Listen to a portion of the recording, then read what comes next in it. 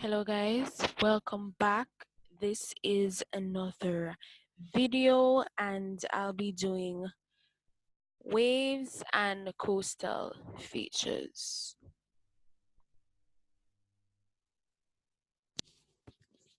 Right?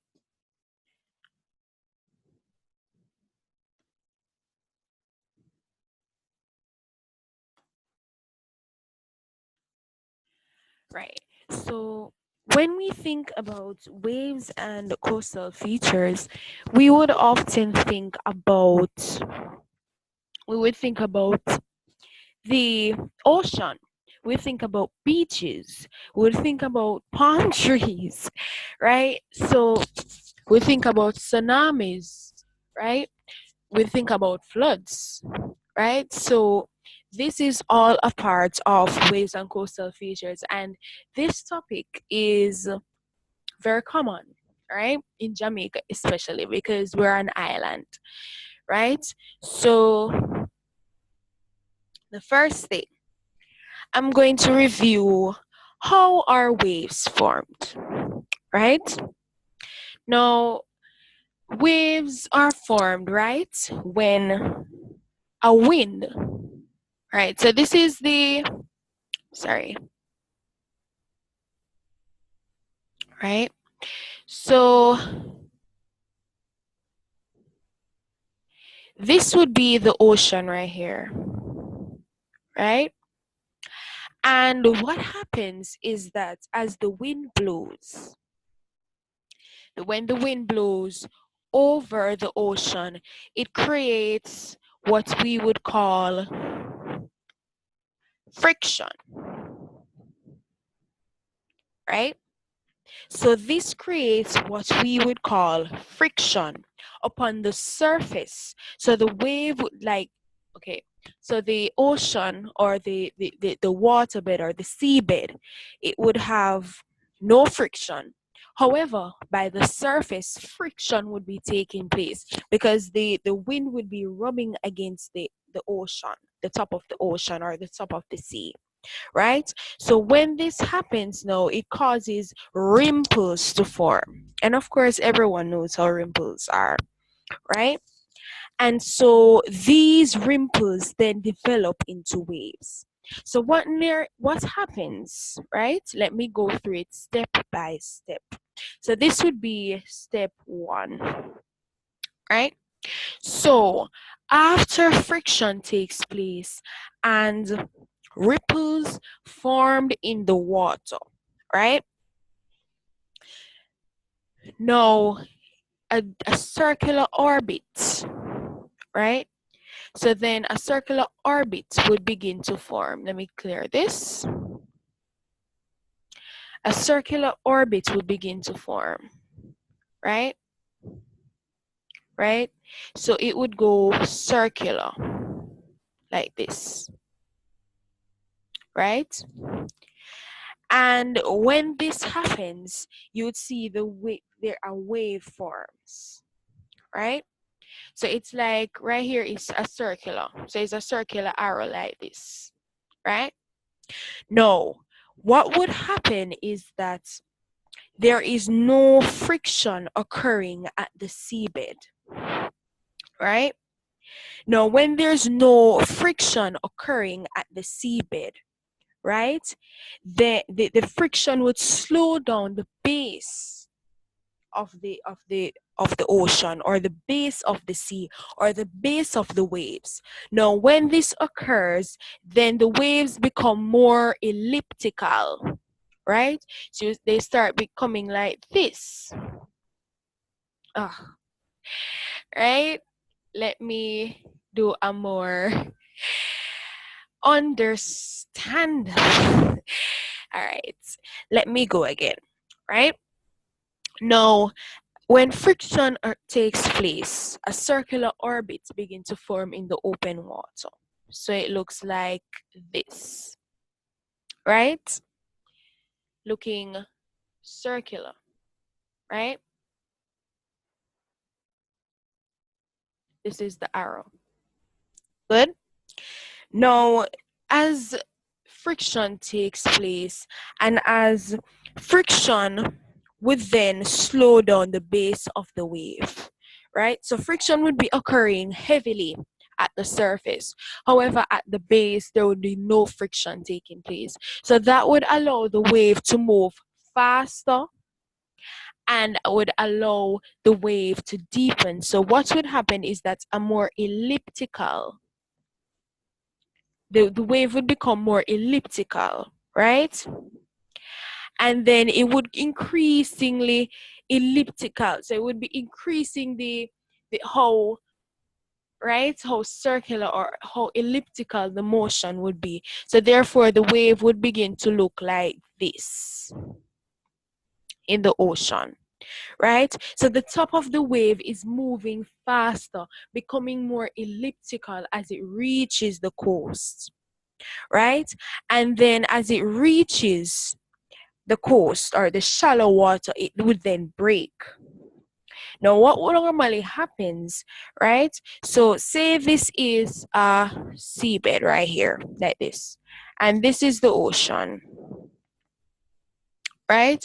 So as the wave comes onto the shallow, because remember that the sea has a bed, of course, but when the shallow parts, before reaching the coast, when the shallow parts of the bed, right, and it reaches that shallow part of the bed, right, the wave would then begin to move forward, right, and would have a more energy, like it's just pushing forward because there's nothing to hold it back, because all of the wave, the base of the wave has been held back by the shallow bed. So because the base of the wave has been held back by the shallow parts of land, then you would have the wave pushing forward. So then when it pushes forward and it reaches onto the shallow, or it reaches onto the coast, the waves would break. When the waves begin to break, the water would rush up the coast or would rush up the beach. And what we call that is swash, right? So when the water rushes, when the water rushes up, it would break, right? And then it would create a swash. Don't mind my drawing skills, right? So it would create a swash. Good. So remember, when the waves break, it produces a swash. So then what happens is that the water from the previous waves, right? So what the waves that happened before, because remember that it's a continuous process. So the water from the previous wave, right, it will return as a backwash. So it would be going down and return as a backwash, right?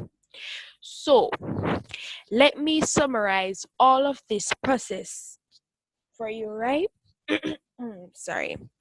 Now, what would happen? Friction occurs by the surface of the water. Then an elliptical wave begins to form, right? Friction slowing down the base of the wave, allowing the top or the surface of the where the wave is happening to be more elliptical, right? Now, because of the friction slowing down the base of the wave, the wave begins to move faster as it touches the narrow seabed. Then the base of the wave is held back and the wave pushes forward, right? When the wave pushes forward onto the coast and it reaches the coast or it reaches the sea, then the waves would break.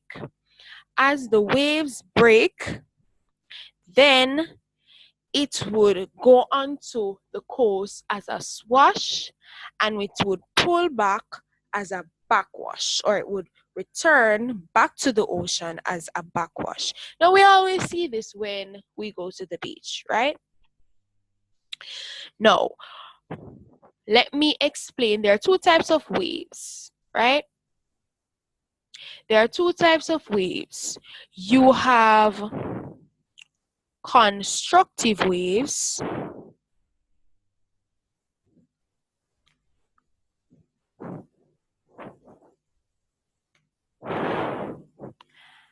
and you have destructive waves.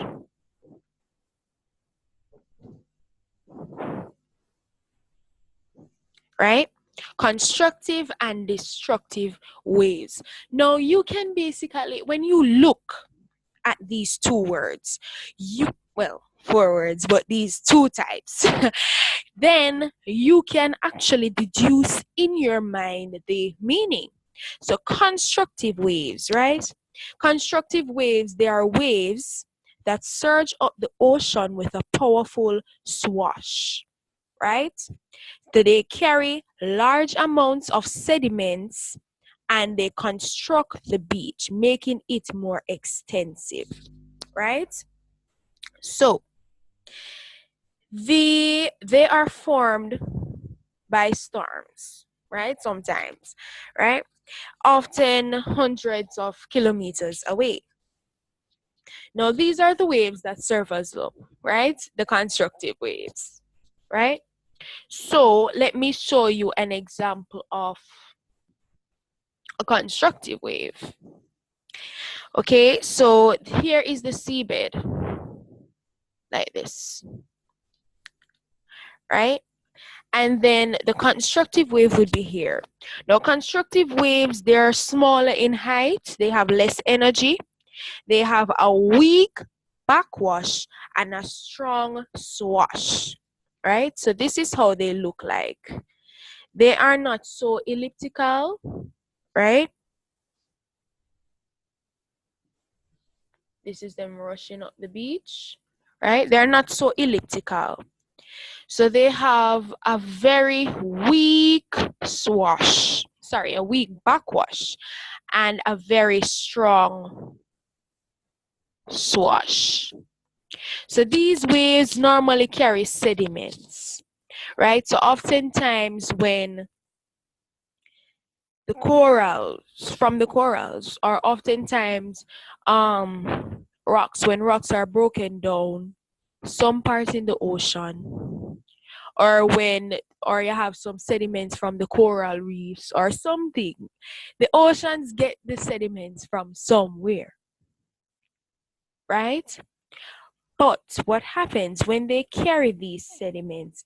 They go and they reach onto the beach with a powerful swash. So then the sediments would all be deposited, and then it would then have a weak backwash. So therefore, no sediment is removed from the ocean. Now, they normally have a very wide wavelength, right? In case you don't remember wavelength is like the distance between two waves, right? This would be the wavelength, right? From crest to crest. Right? Or sometimes people do it from trough to trough, but it doesn't really matter, right? From crest to crest. So the crest is basically the top of the wave. This is called the crest, right? Let me go through parts of the wave before I go into destructive. So this is a wave, right? Now this is what you call, wait, let me make some pointers.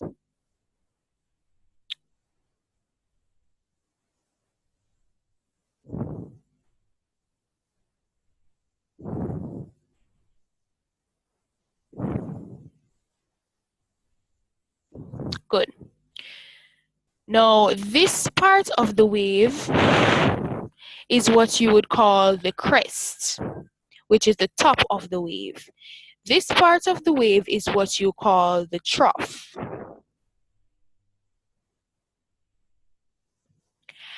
This part of the wave, well, not a part of the wave, but from trough to trough or from crest to crest is what you would call the wave length, right? And from here, from the crest to the trough of the wave is what we call the amplitude, right? Amplitude, right? Good. So always remember from crest to why am I saying crest? From crest to crest or from trough to trough is what we call the wavelength. The crest is the top of the wave. Meanwhile, this would be the trough, right? Now the amplitude is the distance from the crest to the trough, right? This is summary. Now I'm going to move on to destructive waves. Erase here. Destructive waves. Now, destructive waves, they are waves, right? Because they are waves that destroy the beach, right? So they are formed by local storms close to the coast. Now, destructive waves, they are closely spaced, right? Interfering with each other, producing a chaotic swirling mass of water. They rear up to form towering waves before crashing into the beach, right? So what happens is that these type of waves, they would have a small wavelength, right? So sometimes their wavelength is so small that the waves would end up interfering with each other, right? So it would be a large mass of water, right? So that's a large mass of water. Now they are normally formed from local storms. And normally destructive waves, these are normally I would say destructive waves, destructive waves destroy beaches. So the pretty beach and everything. And one thing, they destroy beaches that are artificial. Because even Doctor's Cave Beach, an example in St. James, Doctor's Cave Beach in St. James, it's a natural beach, right? Created by constructive waves. However, beaches like Aquasol, right? It is not a natural beach. So therefore, a lot of destructive waves would occur there. Not that destructive waves would not occur at natural beaches, but they often occur at beaches that are artificial. So with destructive waves, right, they are larger in height, they have more energy, they have a strong backwash and a weak swash. So these are examples of so they are huge, humongous, they're very elliptical, right? Very elliptical, right? So they're huge, having a small wavelength, right? So they have a very weak swash. So this is the surface. They have a very weak swash because they're so large. They would not have such impact on the yeah. So it's like it's so big and humongous. It cannot really get to, go into the coast. So it's just going off and just brushing off and say, oh, it's just brushing there. So it has a very weak backwash, right? And then it would have a very, you see, because it just it just brush on the ocean.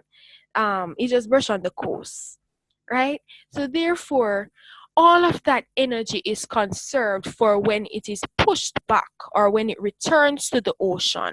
So that therefore it would have a strong backwash, right? And when it has a strong backwash, sediments would be removed from the ocean, from the coast.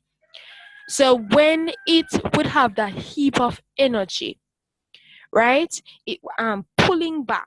The wave is pulling back, having this heap and heap of energy. Large amounts of sediments, or even small amounts, are removed from the coast, right? So this is what we call destructive waves. Now, therefore, constructive waves, strong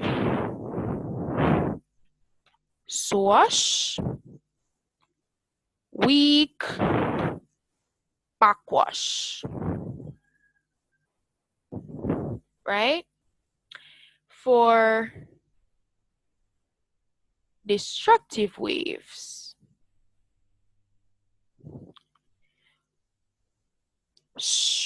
weak swash, strong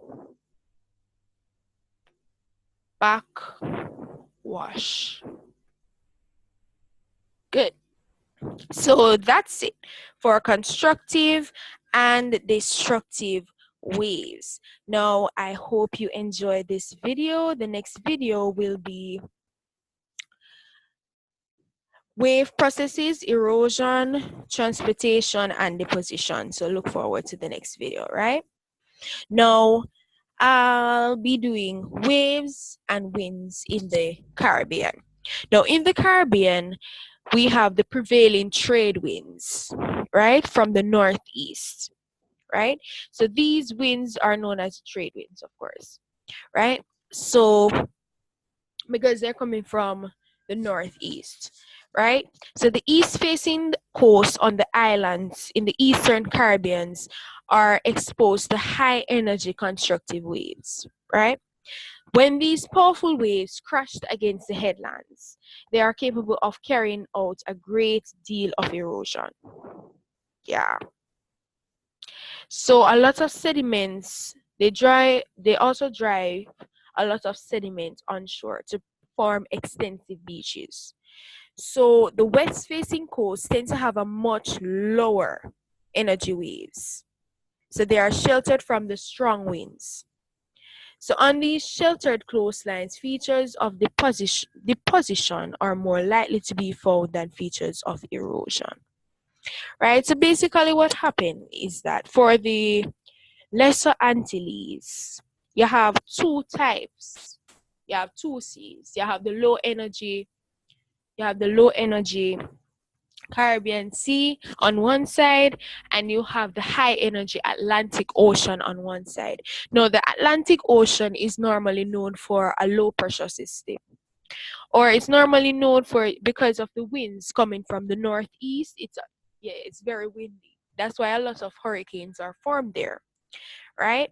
So when these powerful waves they crash along the headlands, right? And when they carry out a great deal of erosion, right? They drive a lot of sediment. So it's like it's taking sediments from the headlands and it's like it's depositing it on the right. So in these areas, for the eastern side where the Atlantic Ocean is, they would experience a lot of erosion, right? And therefore it's like the ocean is taking sediments from one place and carrying it to another place. So it's like their beaches would be very rich, filled with sand, right? And then in one area, it's like because it's just taking the sediments from that side and just carrying it on the other side. However, over the calmer Caribbean Sea, there's no erosion. So there's more waves depositing than erosion taking place. right? So hope you enjoyed this video. Like and subscribe. Thank you for watching.